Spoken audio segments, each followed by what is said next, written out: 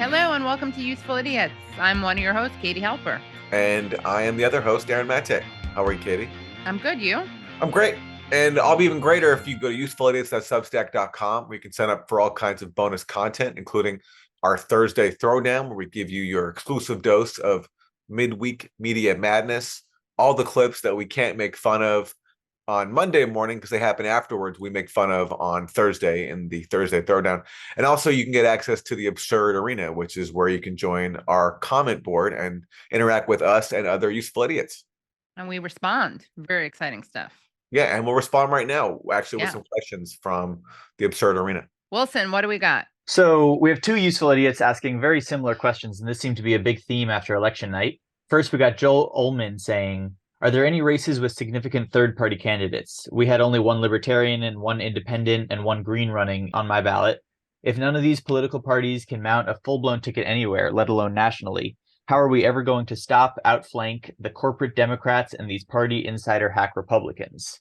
And then, along with that, Dave F. asked, every week you show us just how much Democrats and Republicans suck. Is it even possible for the working class to flush both of these parties down the drain? Seriously, from where I'm sitting, democracy for the working class has been non-existent for decades. Well, in terms of independent candidates, the example that stuck out to me in this cycle was Matthew Ho. Yeah, friend of show, Matthew Friend Ho. of show, U.S. Army veteran, and ran for Senate in North Carolina on the Green Party ticket, I believe. And you covered this, where basically the Democratic Party put in a lot of effort to make it very difficult for him to run. Yeah, they did. They tried to get him out multiple ways, sneaky ways, to try to make it so he couldn't run. But he prevailed. He persisted. And he did get to take part in this election. He didn't win, not surprisingly. He didn't win, no. But he's just an example of how even when people decide to not go through the two-party system, that you try to go independent and they'll make it very difficult for you. Right. Which is why you have so many people who are leftists who go through the two-party system. Yeah. In terms of the races, were there significant third-party candidates? I mean, I'm sure there were. Matthew Ho is the one I paid most attention to because I admire him a lot. And I know it was very difficult for him to even get on the ballot because of the hurdles from the Democrats. But I'm sure there were in many places. There were a bunch of libertarians also. Libertarians, yes. Yeah. And in terms of getting the working class to, democracy for the working class, guys, I wish I had the answer. I don't think it's going to happen anytime soon. It's very difficult when the unions are under constant assault.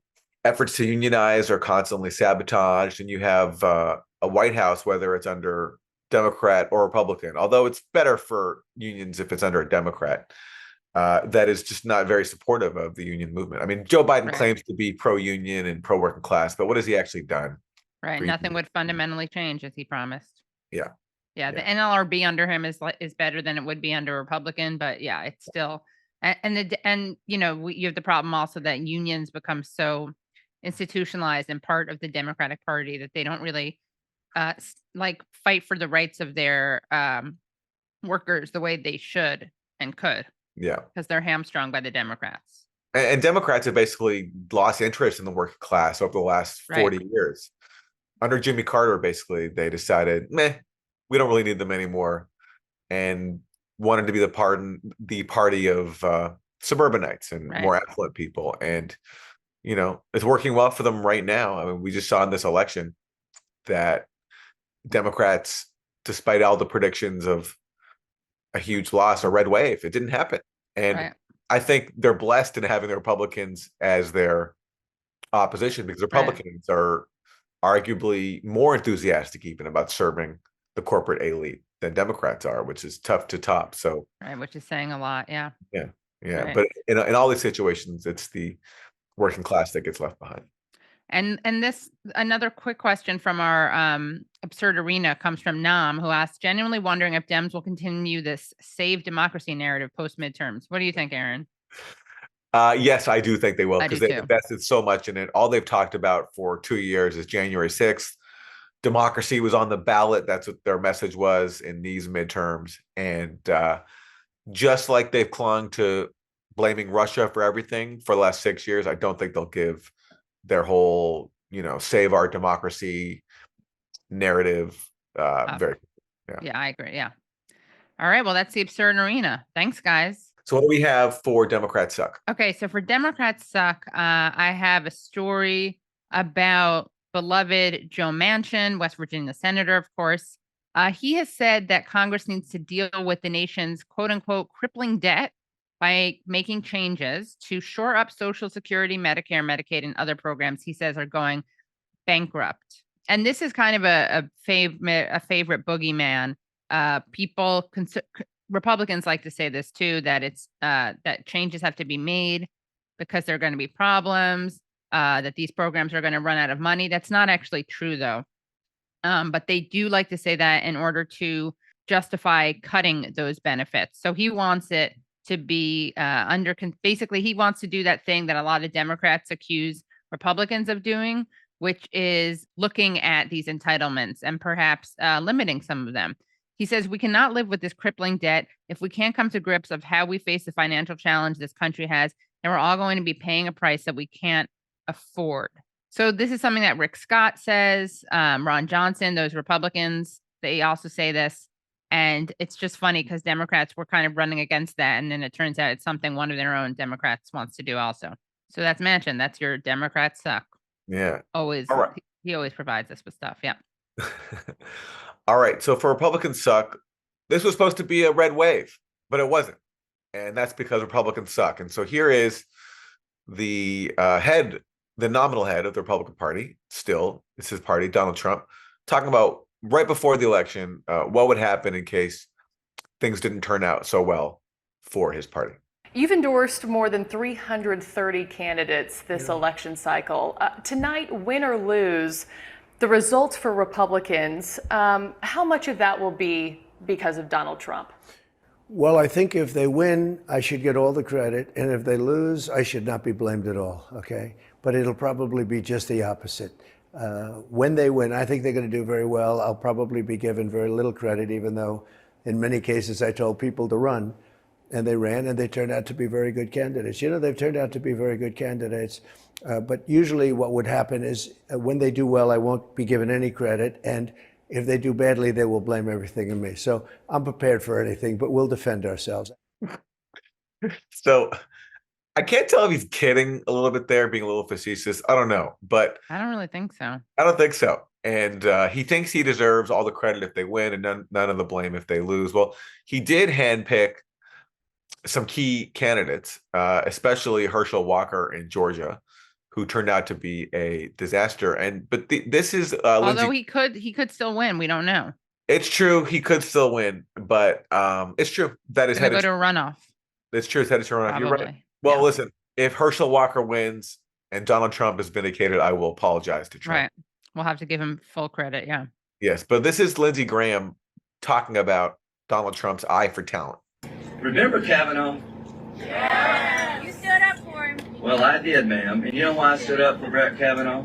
I've known him for 25 years. He's a good man. And they tried to ruin his life because they want power. Yes. They tried to get him to quit because they wanted the seat. Brett didn't quit. Donald Trump stood with Brett Kavanaugh. They have pots and pans. Maybe the best eye for talent in American politics is Donald Trump. He picked Herschel out of our crowd.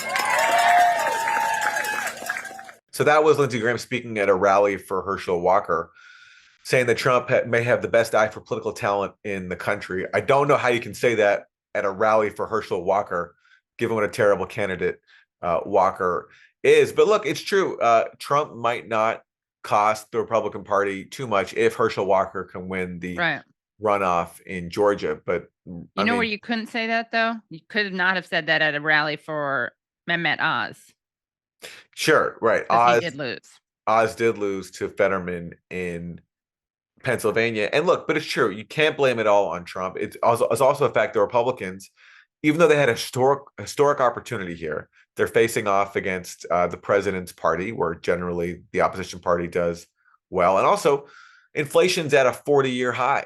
So this is a huge moment for them. But their problem was, on top of having some bad, Trump-backed candidates, they also had no message. All they said was inflation is high. But what were they going to do actually to solve it? They had nothing. And I think that combination of Trump's the Trump's stigma and his bad choices, but also Republicans' lack of a message really cost them what should have been a red wave for them. Right. It's like a red puddle. Yes, exactly. Yeah. All right. Well, that's our Dem suck, Republican suck. Let's move on to Isn't That Weird? And I want to give credit to Echo De Lupi, who gave us this this story on Twitter. So this is a very weird story indeed. It's a snake bite story. It's a deadly story, but it takes an interesting turn. Let's just say there's a little bit of a turn of the table. So Cobra dies after being bitten by 8-year-old boy. Known only as Deepak, the child was attacked by the snake in the remote village of Pandarpad in central Chhattisgarh region on Monday. So this little boy was playing in the backyard of his house, and a snake wrapped itself around his hand, sinking its sharp fangs into his skin. And this little boy tried to shake it off, but he couldn't. So what did he do?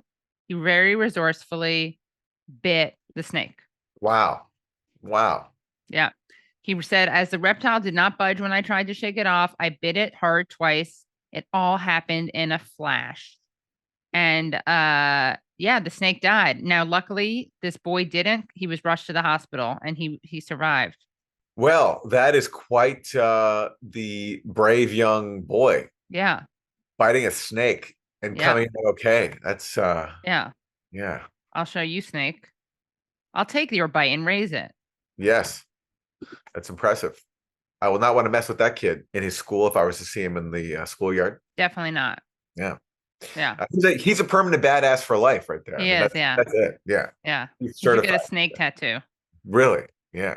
It Well, makes me a little sad because it turns out they think it was a dry bite, which is when a snake bites you without its venom. So I kind of feel bad for the snake because it wasn't quite kill or be killed, but he didn't know that, and he was hurting him, and maybe he could have squeezed him to death. So it's fair. All's fair. All's fair. Yeah. All right. So if isn't that terrible, check out what the U.S. military just did in Syria. You know, the U.S. we don't really talk about it, but the U.S. is occupying 1/3 of Syria. No one really has a good reason why. The official reason is that we're there to fight ISIS, even though the U.S. is actually not fighting ISIS, and its allied Kurdish forces are also barely fighting ISIS. Most of the fighting of ISIS is being done by the Syrian government. But anyway, the U.S. is there to do things like this, which is draw a penis in the sky. And this is the headline: U.S. Air Force KC-135 aircraft draws sky penis near Syria's Tartus, Russia's naval facility in the Mediterranean. So Ukraine and Russia are, in the midst of a proxy war in Ukraine right now. But the U.S. is finding other ways to defeat the Russians by drawing a penis in the sky. Yeah, Wilson, I'm sorry. We're gonna have to re-see that. You're gonna have to flash that penis again. Yeah, it really is quite penile. For those of you who aren't, who are just listening and not watching, it's a penis root. I mean, it has 2 loops for the testes, and has the rest of it, and it even almost looks like a urethra or a ureter. I can't remember the difference. They did a very thorough job. Yeah. Drawing that sky penis. Yeah. And I don't know how many millions of dollars that flight cost taxpayers, but hey, that's worth it, right, everybody? It's worth it, yeah. Oh yeah, we showed the Russians. It would be very ironic if we went to a nuclear war and it was all over a penis, basically a dick pic in the sky is what it is. There's a Stevie Wonder song called "Ribbon in the Sky." A ribbon in the sky for our love. That's the chorus. And so this is the sky penis in the sky. Penis in the sky. Yeah. Well, good job to the U.S. military. Yeah, seriously. Pulling that off. All right. So those are 4 basic food groups. And we have a very special guest coming up now on the show, none other than Norman Finkelstein. Yes, Norman is a scholar and author, and his brand new book coming up very soon is called "I'll Burn That Bridge When I Get to It."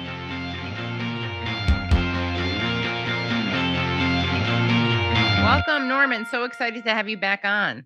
Well, thank you for having me. I'm always happy to be on the Katie and Aaron show, or Aaron and Katie. I don't know which is definitely Katie and Aaron, if we're going to be calling it that. Yeah, this is Useful Idiots, but we love having you on this show, and of course on the Katie Helper show. And let's just start talking about the biggest news, which is the midterms. What are your thoughts? Any thoughts, reflections on that? Well, I do have a reflection. I always like to admit to my fallibility. I did think it would be much worse because of the inflation. The inflation is so out of control and so, in my opinion, underplayed in the news for a ordinary person like myself who doesn't have a substantial or significant income. I would say in the last year, for ordinary things you purchase in the supermarket, the inflation was 50 to 100%. Some items doubled. You know, a bag of pretzels, which was 99 cents, is now $1.99. And some things went from 50 cents to $1. Now, I'm, of course, significantly older than the both of you. I have no recollection at all ever in my lifetime of an inflation of this magnitude. Again, I'm not going to parse the statistics. I'm saying as a personal experience, I've never seen anything like this. So it did come as a surprise to me that people were able to look past that and still vote in significant numbers for the Democratic Party candidates. And I can't explain that. So I'll be curious, as we go forward, to look at the analyses, the exit polls, on how it came to be that in an in a generationally unprecedented inflation, the Democratic Party didn't go down to a huge defeat. Actually, it's an interesting point. Now, again, I don't know the exact numbers, so don't hold me to it. But I think, if my memory is correct, Barack Obama did much worse in the 2010 midterm election than Biden. Yes. Oh, much worse. Much worse. Much worse. And I can't really explain that because I have no memory in 2010 of any catastrophic public event linked to the president that would have caused such a precipitous drop as happened for Obama. In fact, if you read Obama's memoir, he keeps saying, and so does David Axelrod in his memoir, that they had accomplished more in their first 2 years in office than any presidency preceding them. So, of course, it was a kind of discordant note between saying you accomplished so much, but also acknowledging, as Axelrod did, that it was a complete catastrophe in the midterm elections. And so how it came to pass that Obama fared worse than Biden when Biden was dealing with this out of control inflation is a perplexity to me. Well, isn't the answer Donald Trump? Donald Trump wasn't around when Obama suffered all those defeats. I think Democrats lost more than 60 seats in that first midterm. Mm-hmm. And now you have Trump, and just a lot of people revile Trump for understandable reasons, and he picked some horrible candidate this time. Herschel Walker, Dr. Oz. I mean, this, I think, was a pretty big factor. And also maybe people just don't feel strongly personally about Biden as they do other political leaders like Hillary Clinton or Barack Obama. Maybe Biden isn't as polarizing for non-Democrats as some of these prior Democratic leaders are. We always have to look beyond our own tiny universe. I don't believe outside the woke liberal culture that Donald Trump was a significant factor in deciding the vote for people. If you read the woke liberal, if you read their papers or listen to their media, of course, Donald Trump is an outsized factor. But I think for ordinary people who don't live in that don't occupy that universe, I'm not convinced that that was a very big factor. Maybe in the case of Obama, it's possible. If you recall, the first 2 years of his presidency, there was no improvement in the economy. It came later, and he was coming out of the Great Recession. So it's possible it was the disappointed expectations of people that caused that catastrophe in the midterm. But I still say, speaking for myself, and I mentioned this because a lot of the calculations of inflation do not include things like grocery expenses. They don't include that. So I'm speaking from the point of view of a very ordinary person on a minimal income. And I feel, the other day I said to myself, if I weren't a communist, I'd be voting Republican because this inflation is just really getting under my skin now. So I am curious what caused people to look past that.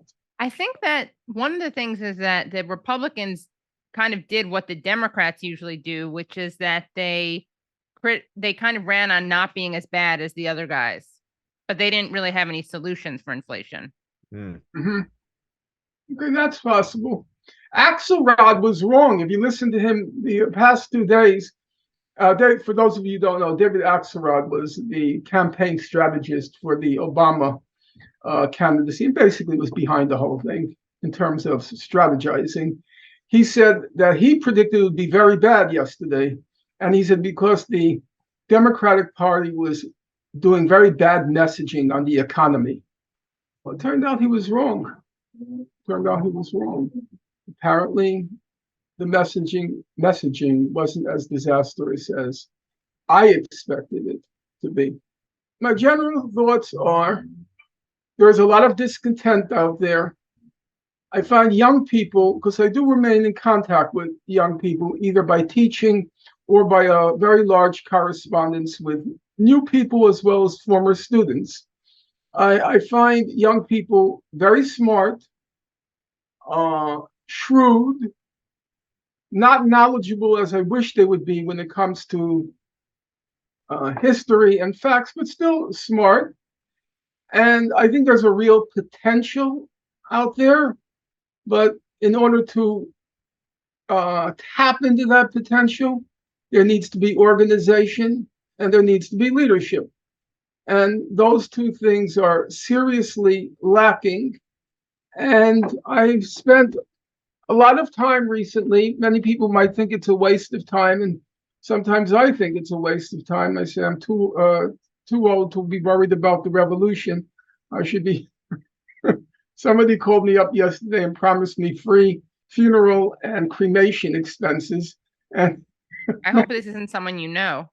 No, it was one of those random calls, and I it was very sobering, even though I insisted that it was premature.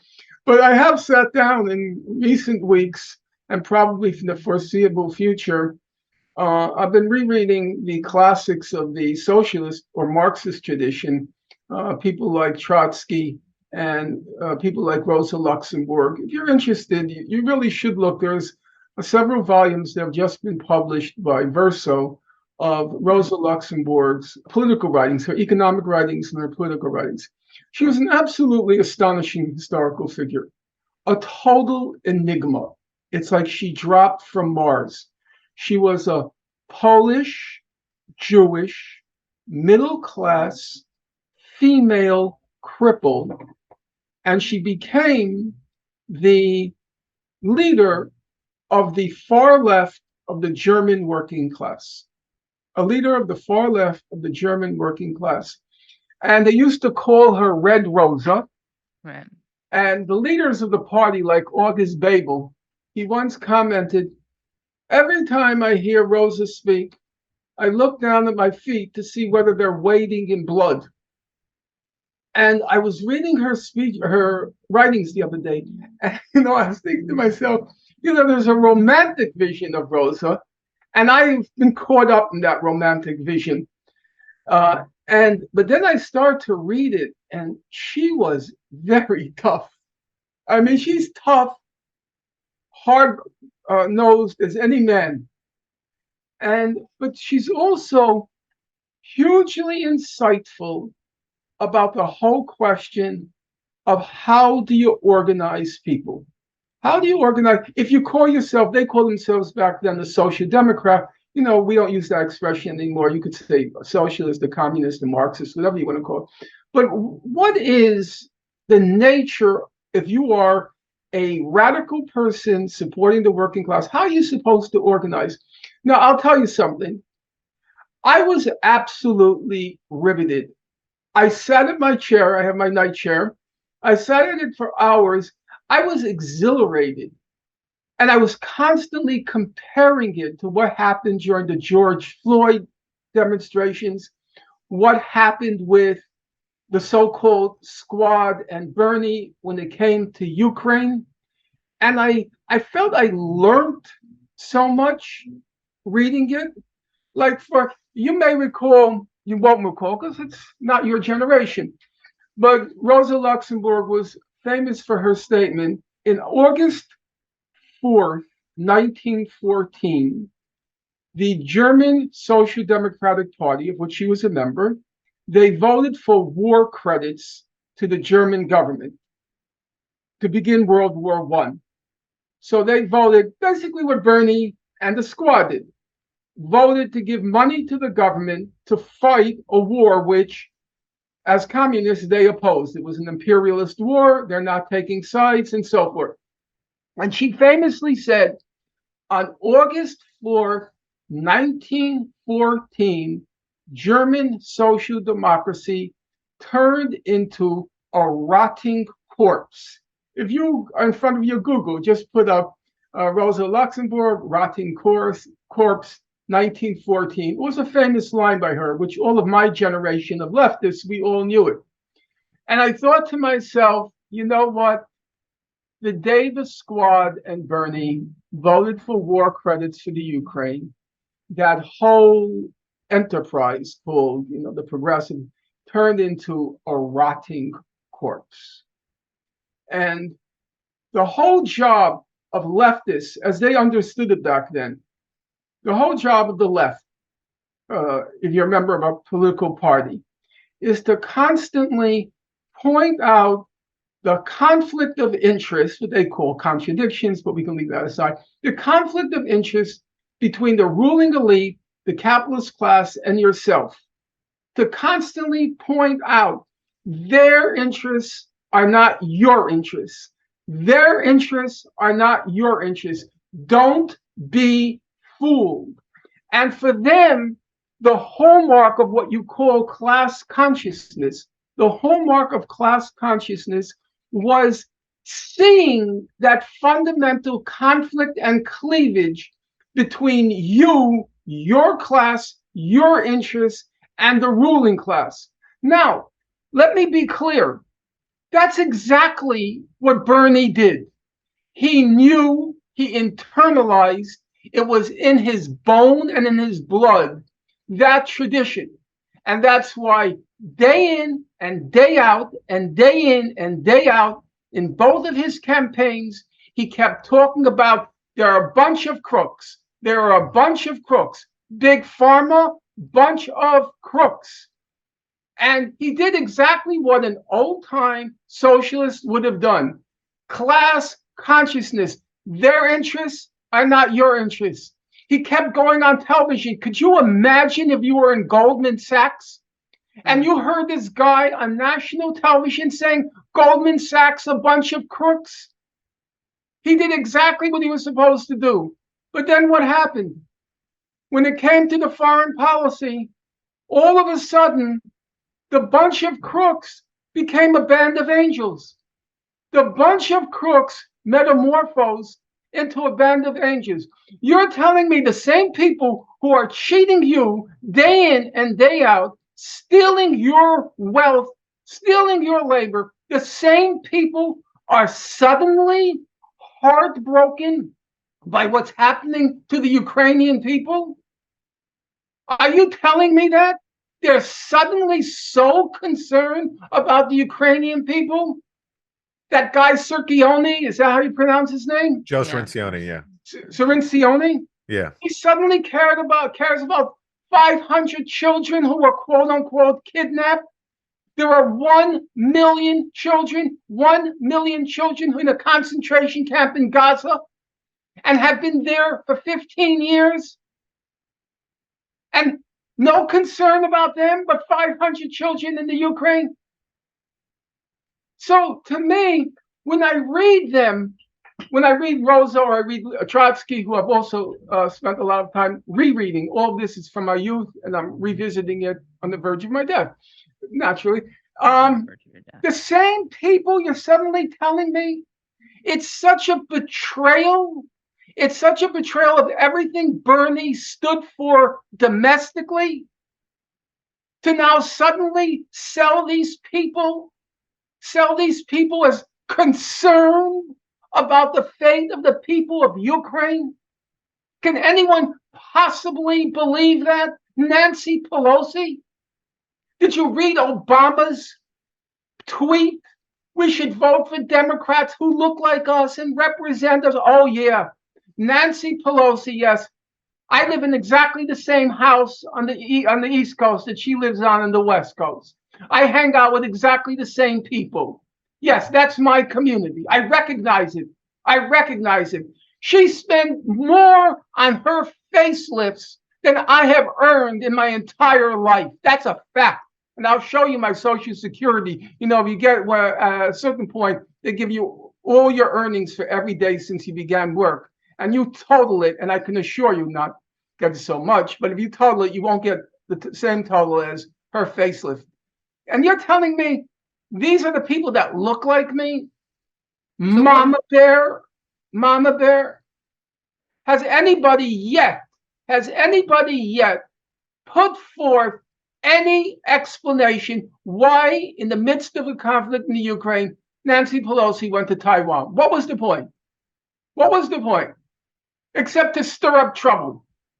Except to stir up more trouble, as if our planet doesn't have enough trouble to stir up a war with China.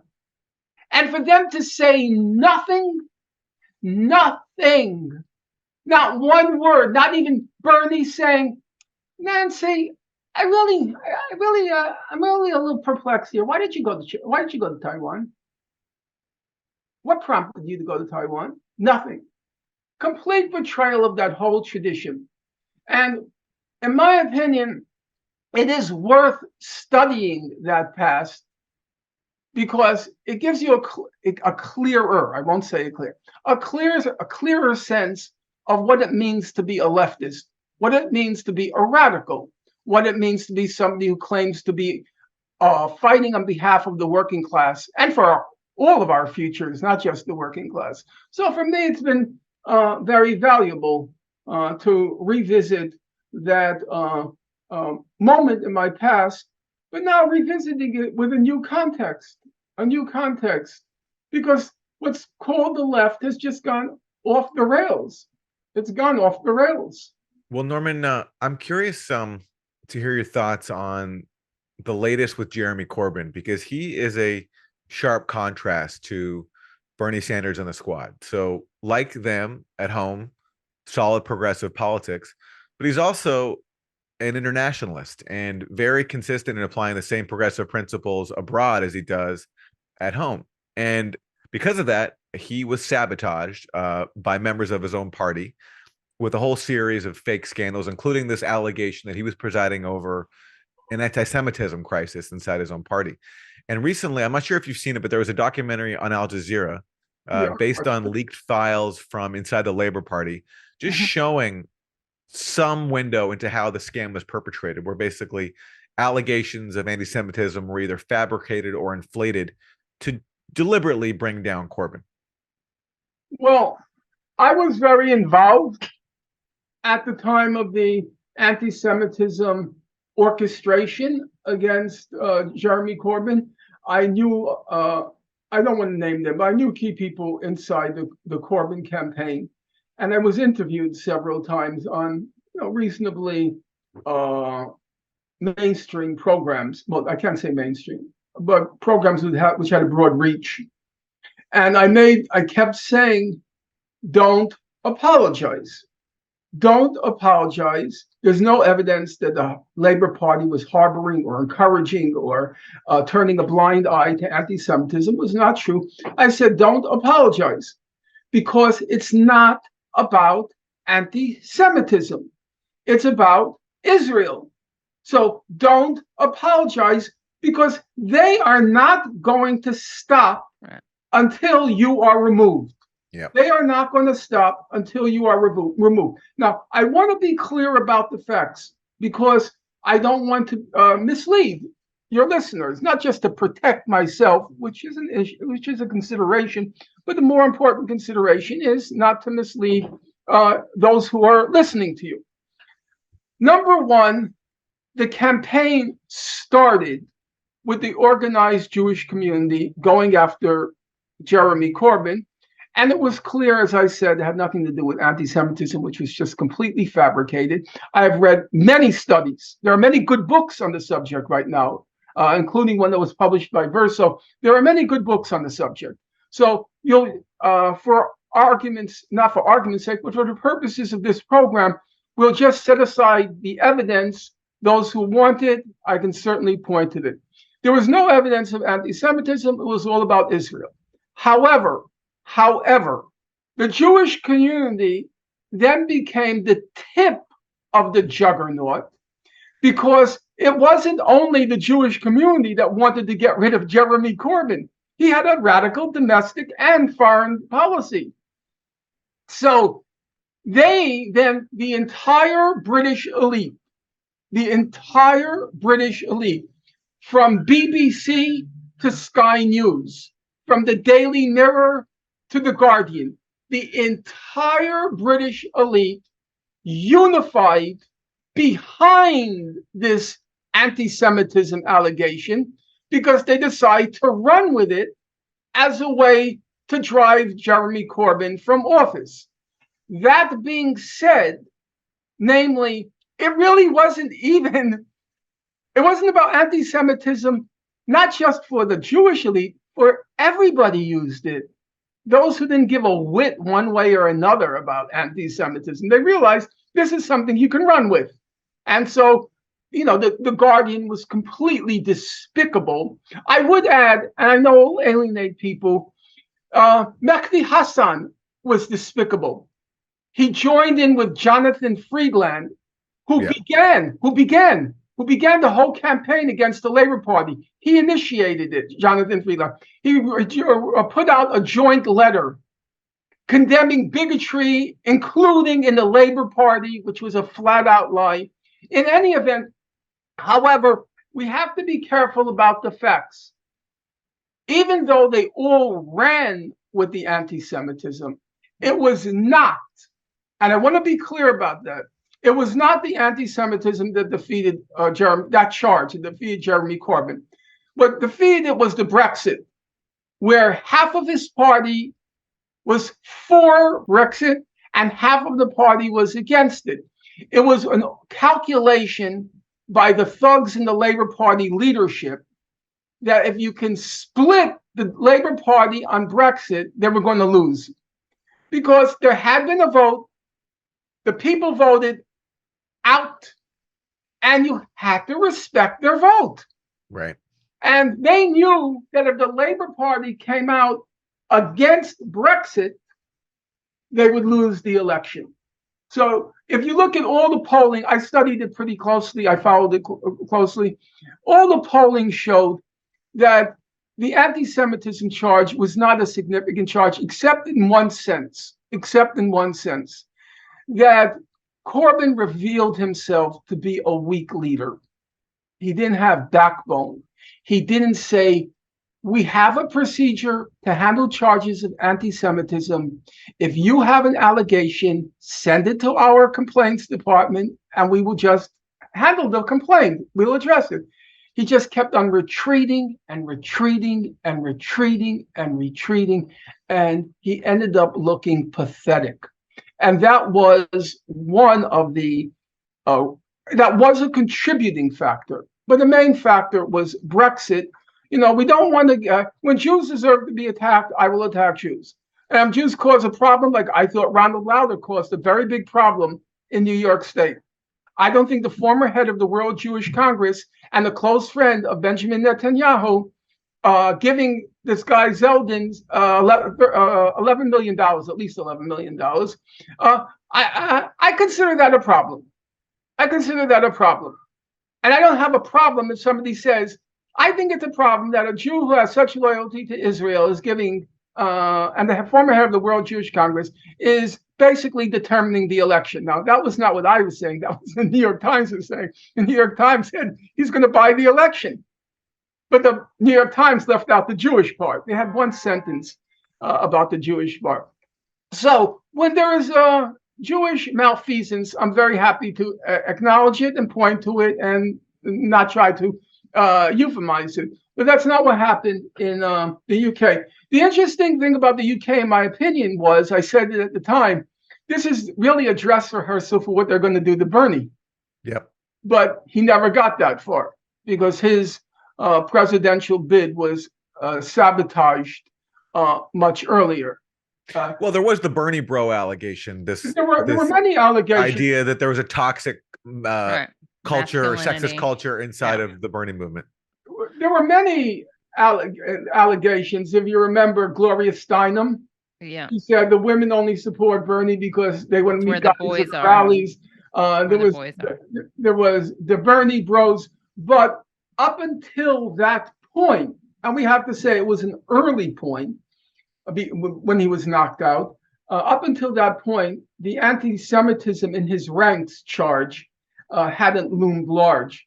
But it's, Right. in my Well, he opinion, would have been called a self-loathing Jew, right? As opposed to an anti-Semite. oh yeah, it's also true, as you now mentioned, he would have had the protection of being Jewish and being in his gestures and his mannerisms being manifestly Brooklyn Jewish.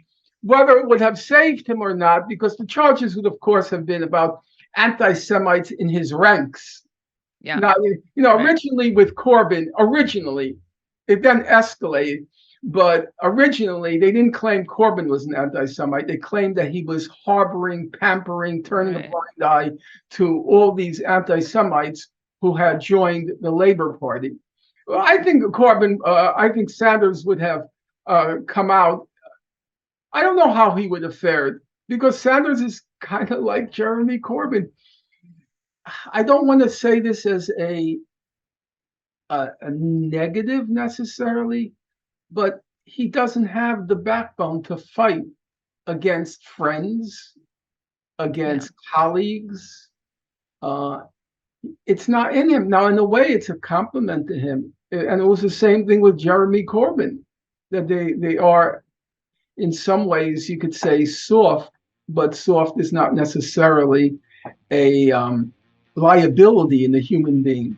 But it doesn't work very well in politics. Right. And so I don't know how Bernie would have fared. For me, the most telling moment in the Bernie campaign. And to hear the rest of the interview, please go to usefulidiots.substack.com.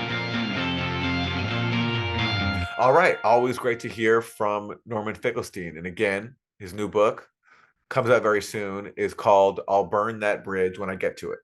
It's a great title. And very It is a great appropriate, title. Norman. Very Normanish. Very Yeah. normie. Yeah. Now there's more Norman. There's more Norman to see and listen to. And if you want to do that, you can do that at usefulidiots.substack.com because Norman gets very spicy. His takes are very spicy. You're definitely going to want to do that. If you don't already subscribe, then make sure you join at usefulidiots.substack.com. Also, make sure you join for our Thursday Throwdown. You're not going to want to miss that either.